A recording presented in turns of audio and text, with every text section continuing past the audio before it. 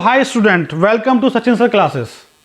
Basically ये channel start करने का मेरा मकसद ये है कि जो स्टूडेंट्स क्लास 11th या 12th में हैं और वो एनसीईआरटी नहीं पढ़ते, एनसीईआरटी पढ़ने में डरते हैं या उनको समझ में नहीं आती है, तो वो क्या करते हैं कि वो नोट्स किसी से बोरो कर लेते हैं और वो नोट्स पढ़ के और क्वेश्चन से करके अपना एग्ज़ाम देते हैं, नंबर ले आते हैं।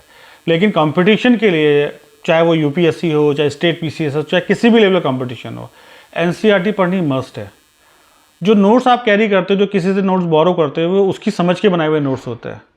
नोट्स जो होता है वो पर्सनल नोट्स होता है कि मैं बुक पढ़ के मैं अपने हिसाब से, अपनी सोच से नोट्स बना रहा हूँ, वो इंपॉर्टेंट है। आप क्या करते हो, दूसरों के नोट्स पढ़ते हो, वो दूसरों की समझ के नोट्स है, वो आपको क्या समझ में आएंगे? आपको लगता है मैं बहुत मेहनत कर रहा हूँ, मैंने नोट्स याद कर लिए, सब कुछ कर लिया है, लेकिन जो नोट्स बनाने में जो आपका दिमाग लगता है, जो समझ लगती है, वो तो आपने यूज़ ही नहीं किया हुआ है।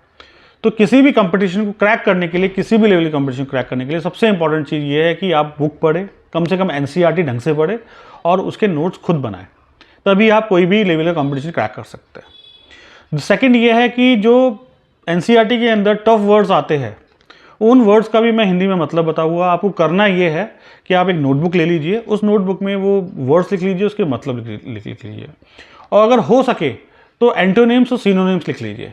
आपको उनको याद करने की ज़रूरत नहीं है। जब भी आप पढ़ने बैठे 5 मिनट के लिए उसकी रीडिंग कर लीजिए। जब उसे 2 बार, 5 बार, 10 बार आप पढ़ेंगे तो आपके बैक ऑफ द माइंड वो सेट हो जाएगा। जब भी वो वर्ड आपके सामने आएगा, वो आपको उसका मतलब पता होगा। इंग्लिश पढ़ने का और समझने का सिर्फ यही एक अच्छा तरीका है।